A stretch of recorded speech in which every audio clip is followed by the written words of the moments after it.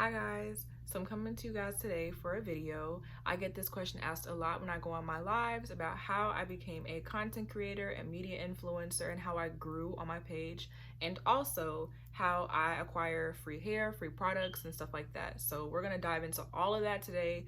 This is not gonna be an edited video, it's gonna be a one take, so all of it's gonna be together. So feel free to fast forward, feel free to skip to like different parts, that's totally fine. But we're gonna cover a couple of things, and I hope this helps you guys because I get asked this a lot. So the first thing I'm gonna say is find your niche. And also, if you see me looking down, it's because I wrote a little bit of notes. When I was in high school, I was in this class called Avid. I don't know if you guys can relate, but I was in this class called Avid, and we had to do Cornell notes. So I know how to write stuff down. This is not in Cornell format, but I know how to write stuff down that, you know, like shorthand. So you guys reading this, which you can't read it backwards, but you guys reading this, I'm telling you, you're probably like, what? But like me reading it, like it's like in baby language, like it's like broken words and stuff like that, but I can read it and I know what I'm gonna say. So bear with me.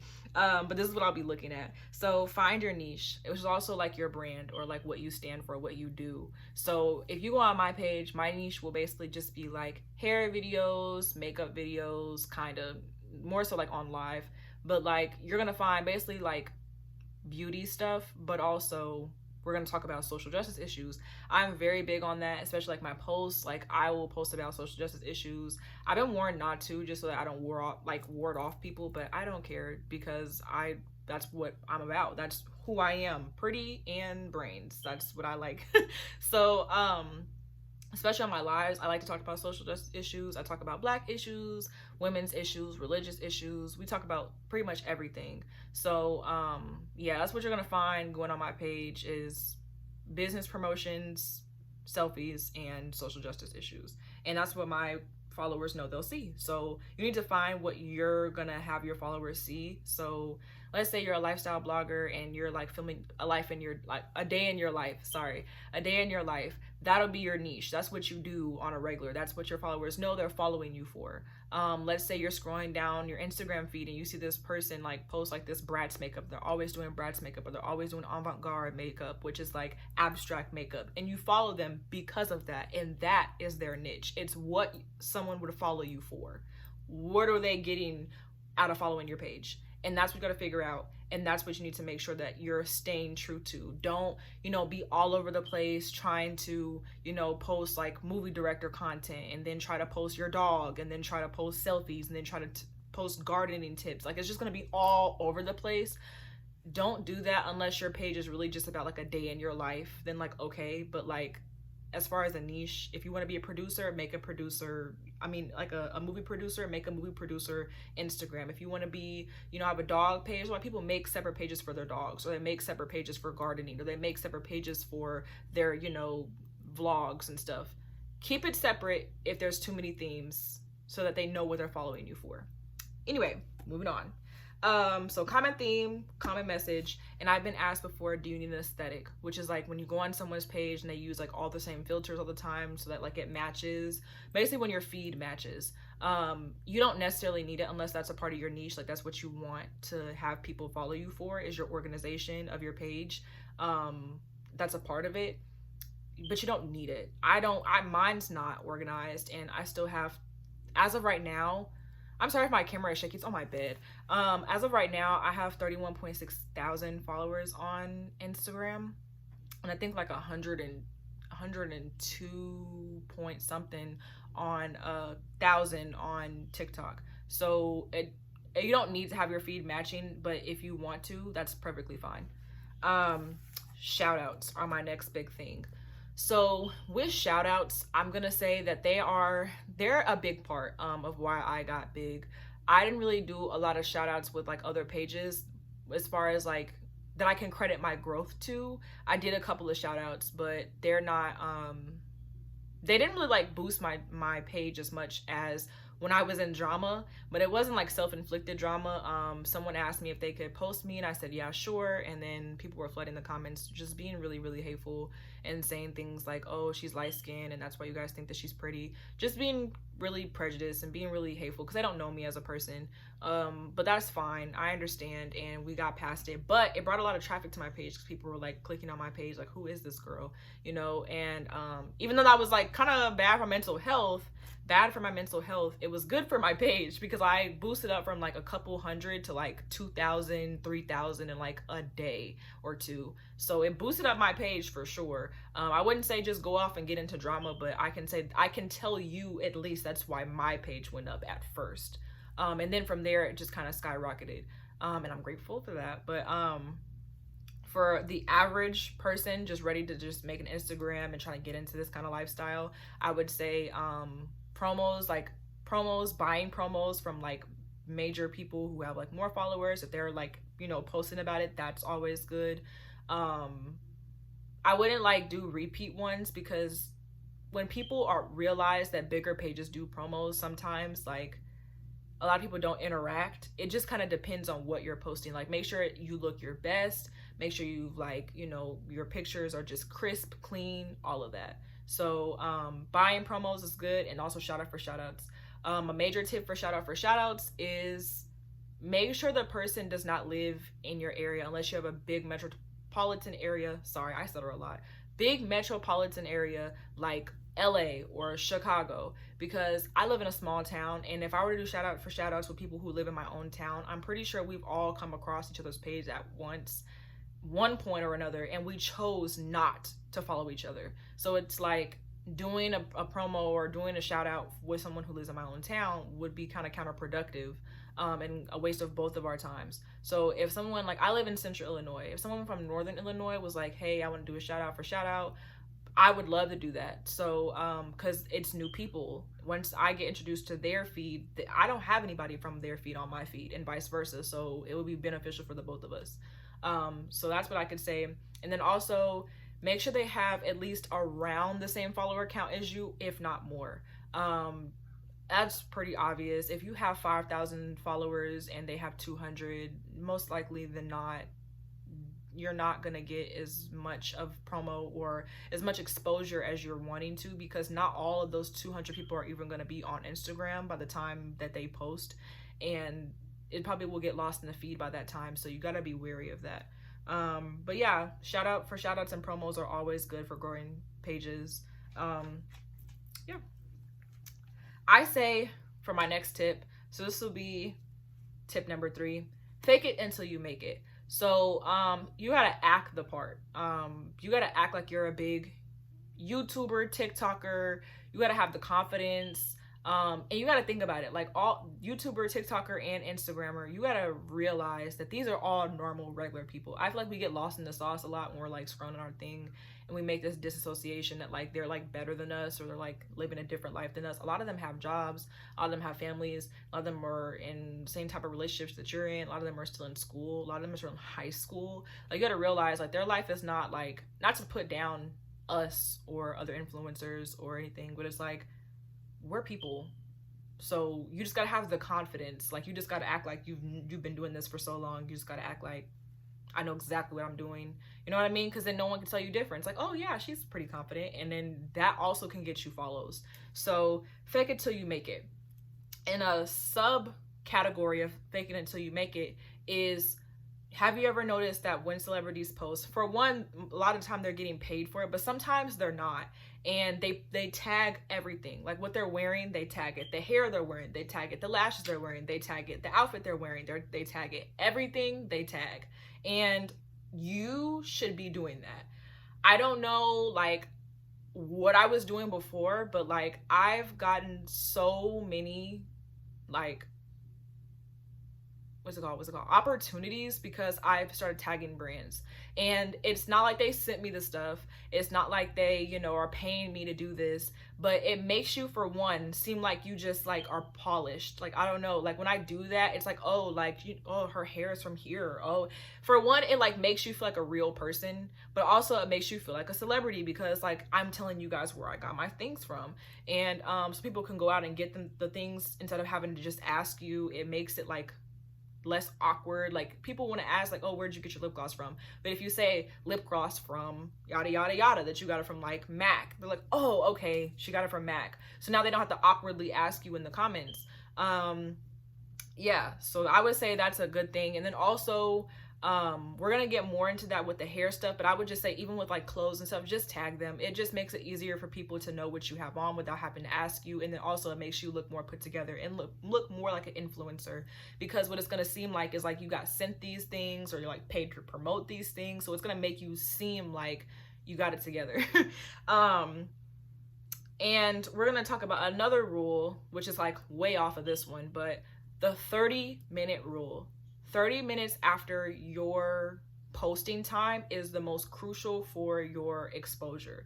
And what I mean by that is you have to learn the algorithm. So it's going to be hard for me to explain the algorithm here, because I'm still learning it myself. But if you want to look videos of that up, you definitely can. They're all over YouTube, all over Google, and all that. So, but what I've learned, at least on my end with the algorithm, is the day you post, the time you post, and how soon after you interact with people on your post that you just posted within the 30-minute mark. It all matters. So starting with the 30-minute mark, if I post a picture, like at least in the beginning, I don't do it so much anymore because I've been really busy. So like I need to get back and better with it, because I've noticed that my page has not grown as much since I've stopped doing this. But the 30-minute mark after you post a picture, a video, whatever, that's the most crucial time to interact with the people on your page. So when people are commenting, when people are like, you know, all that kind of stuff, really it's with comments. If people are like commenting, if people are DMing you about your post, like let's say you like post something on your story,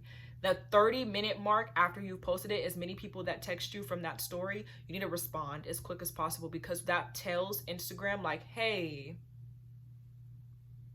people are interacting, like she's commenting back, like this is a high traffic post.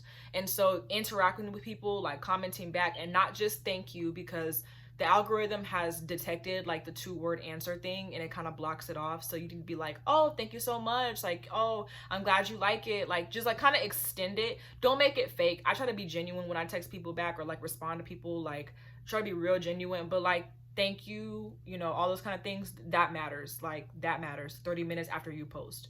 After 30 minutes, of course, it still matters, especially if you're getting new comments, but I'm just saying that 30 minutes matters the most, because it's gonna tell Instagram how much to boost your post.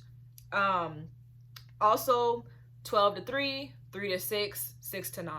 So when I have to look up the tutorial, but I'm pretty sure you can look it up like online. I totally forgot. But you got to turn like your page into a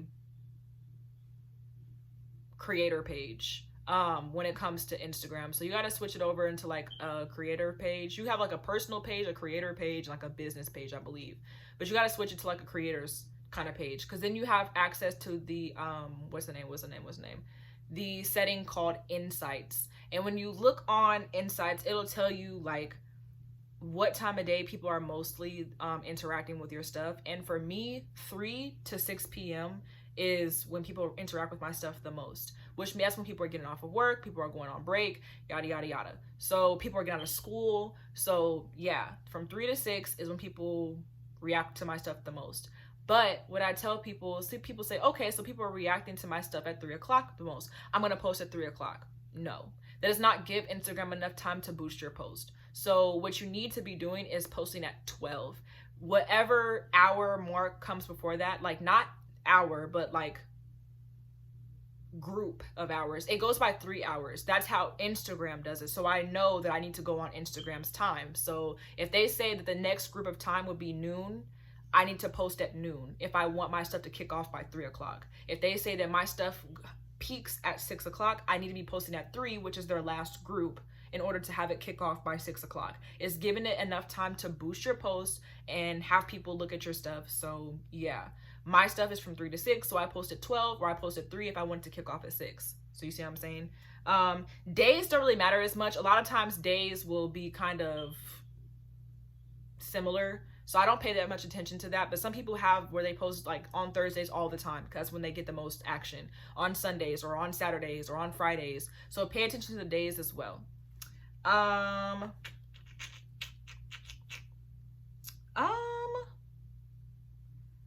Create bonds with followers. So I don't like to just be superficial. I like to create bonds with the people that I like, that follow me. When they comment on stuff, I like to be like very much big sister vibes, and I would like to come to them and be like, hey, like, you know, like we talk, like we actually talk. I text them. Some, like, there's some of them, like, as long as we have a good relationship, they have my number, like we actually talk. And so creating a bond with your followers is going to be more genuine than if you're like, you know, because people can tell. I mean, and you just got to be a real person all around. It just goes back to the golden rule of just treat people how you want to be treated. Like, I'm not better than anybody, and if you go into it believing that you are better than them, then it's just not gonna go good. You just gotta believe like, hey, like these people are supporting me. They're making it possible that I'm even able to do all this shit, like that I'm even able to have the notoriety that I have. So I need to kudos to y'all. Like, treat y'all like family. Y'all help me in a way, and I help y'all in the best way that I can. So keep it mutual, keep it cool, and keep it friendly.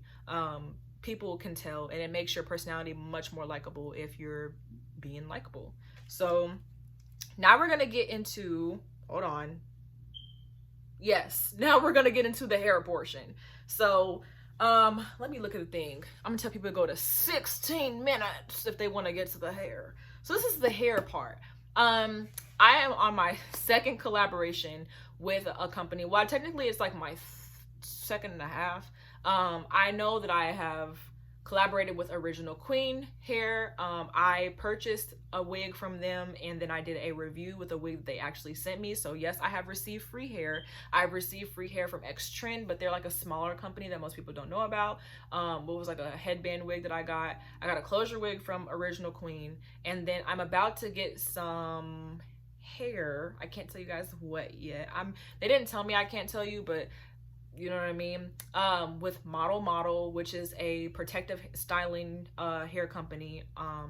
They do a lot of like crochets, a lot of like braiding hair, a lot of stuff like that you would just find at the beauty supply store, not even thinking nothing of, but like they're a major brand company. So I did a video with some crochets that I did with Model hair. I didn't think anything was gonna come of it, but I'm just like, if you want these brands to reach out to you, you really have to fake till you make it. This is a part of the faking it till you make it, but like hair edition. So I really have to act like I'm on it. Like, this is what I do, which it is what I do. So it's not even faking it. It's really just like putting it to, you know, to paper, putting pen to paper. Like, yeah, I do my hair in my room without filming it, but I could be getting paid. So let me just film it. So I just film me doing my hair with their crochet braids, and they reach out to me and they're like, hey, can you, you know, we're dropping this new hairstyle. We want you to model it for us. And I'm like, yeah, sure. And I'll be getting paid for it. So, yeah, I said, hold on. Oh yeah. Reaching out to, well, that's more, okay, I'm going to start. I'm just really just tweaked. So to start with hair, that's the number one thing. Whenever you're doing hair, it's already promo. If you're posting a picture, like I was joking around with my friend, and she was like, girl, you know, like you should be getting paid for this, woo woo woo. And she was like, you pretty much, you know, you pretty much promoting their stuff without getting paid for it. And it was a joke, but it was like, wait, you're right. Like, every time you put on a wig, like we buy wigs anyway, we buy hair anyway, even if it's braiding hair to make box braids, we braid our hair anyway, we do our hair anyway. So it's like all these things that I'm wearing, I'm basically promoting for them without even getting paid for it. So promote it, but tag them. If you do your hair in a wig, baby, just be like, wig by and tag them in the not in the description, well, in the description if you're doing YouTube, but I'm talking about Instagram specifically. Put them in the caption box, and then also tag them in your photo, and give it a couple days. A lot of them will reach out and be like, hey, thank you for that. Can you give me the hair details so we can post it on our page, and yada yada yada. So that's how it happened for me. I did a video on original queen hair, and I was like, you know, I'm just revamping my old wig, which it was an old wig that I had purchased with my own money. They reached out to me and said, is the hair still in good shape? And I was like, nah, the lace is kind of balding a little bit. It is the old wig. So they sent me a closure wig, and that's how I got my first brand deal. They're supposed to pay me, and we're still like gathering all of that, and I'm still gonna do a video on it for you guys. So yeah, first paid promotion, first free wig, yada yada yada. So I did a crochet. I followed that up. I'm like, okay, let's keep this going. Let's keep this going. I can really do this for real, because I already do my hair every day. If you follow me on Instagram, you know I do my hair too much. So I'm like, I did this crochet style. I'm like, let me tag model. Tag them. They reached out to me. We collaborated, and now I'm working on my second collaboration. So it's really just like about you putting it in the works. Like, you're already modeling stuff. You're already buying stuff, and you're already wearing it. You're already taking pictures in it. That's promo in and of itself. Now just put pen to paper and actually make it a promo. Don't be afraid. Second tip with that, don't be afraid to reach out to brands. A lot of people are like, no, like they can turn you down. I've been turned down saying that I don't have enough subscribers on my YouTube channel, and that's perfectly fine, because I can end up working with them down the line. All I need to do is up my subscriber count. Like, it's nothing that can't be changed, nothing that's permanent. So as long as I keep going, I'm not too worried. You know what I mean? So reach out to brands. Reach out to all the major brands, all the hair that you normally like, that you want. Like, but I would say that if you're going to reach out to them, at least make it to where you have bought hair from them before. I wouldn't necessarily reach out to a brand that you've never done anything with, unless you've done major, like, okay, like Eunice or Unice hair is a major brand. Icy hair, major brand. Original Queen is getting up there, major brand. Yolissa hair, major brand. These are like major brands. So if you've worked with them and you can show that, like, then some brands may be like, oh, okay, so you've worked with them before. All right, we got you. But it's like, you can always, but it doesn't really matter. You can still reach out to any brand you want to.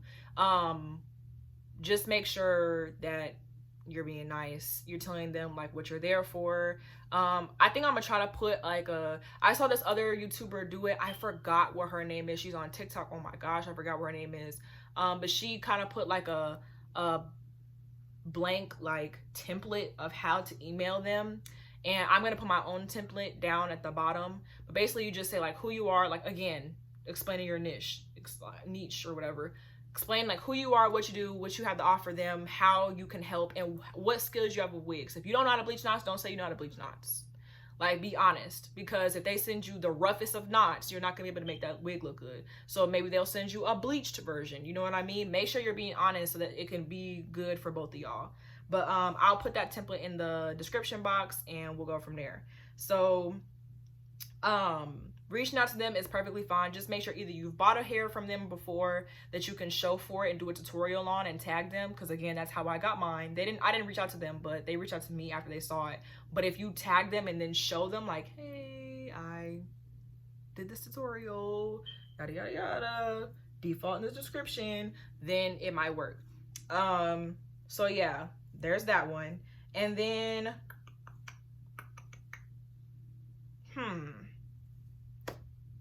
I'm gonna say another one will be, I would say the two types of videos that you should post if you're trying to do hair is, one, application, how you're putting the hair on, and two, if you could put these two together, that's way better. But if you're gonna not put it on because you don't, like, my friend told me, like, I'm sorry, I just flipped y'all off, but she was like, I don't like putting on wigs, I don't like people seeing my little gel braids. And I'm like, girl, I understand. So what would be better from her is reviewing. Like, this is what the hair looks like on when I'm all dolled up. This is what the hair looks like. This is what the lace is like. This is, you know, the smell when it came out, shedding. You need to talk about shedding, the natural hair color. Is it actually black? Because that's important, because some people like to buy hair and then bleach it. But if the hair is dyed black in the factory, it will not lift. So these are things that people need to know. Like, everything about the hair that you can like qualitatively describe, you need to describe. Is it dyed black, or is it a natural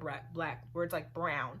Does it have bleached roots? Does it have, you know, like, how dense is the hairline when you first got it? Like, how much plucking you have to do? How much shedding? How much tangling? Like, can it do heat? If it's curly, can you straighten it? And then does the curl go back? Like, all those things are important. All those things are important when you're reviewing hair. So Yeah, those are the two: review or application. If you can do both, that's perfect. So that's another thing that I can say that is really, really good when it comes to wanting to become a hair influencer. And then also I would say boost it. Like, I have an old wig, boost that shit on every single social media platform you have: YouTube, Instagram, Facebook, and TikTok. Like, on all of them, because somewhere one part of their social media team will be able to at least see you. So yeah, and that's pretty much all that I can think of right now. Besides, once you get into that, make sure that they pay you. Like, really be stern. I would say accept the payment.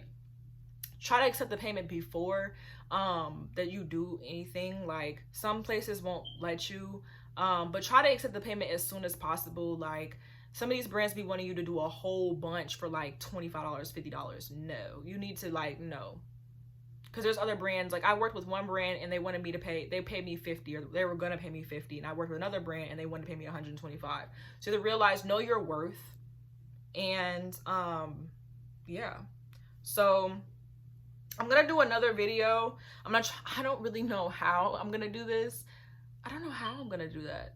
I'm gonna try to do another video with a screen recording, which is more in depth of like a media kit, which is back to the first part of this video, where a media kit just kind of explains like who you are, what you have to offer, yada yada yada. It's a really good tool to have if you're trying to work with brands, which ties more into this little hair thing. So actually, I know I can tell you guys this right now, and I think I'll try to do a separate video more in detail. So before I leave, media kit. So a media kit is basically just a poster that kind of explains who you are. It's like a cover letter, but for influencers. So, ooh, child. It's like a cover letter, but for influencers. So you can make it for free on Canva. If you look up Canva, get the free version, and then look up media kit when they're asking you for templates. And yeah, you can make one. So I have mine. It just says Destiny Davis. Underneath it, it says like media influencer and content creator. It says about me. Talk about yourself in third person. So it's gonna be like, Destiny is a social media influencer that started her journey this many months ago. She's amassed this many followers.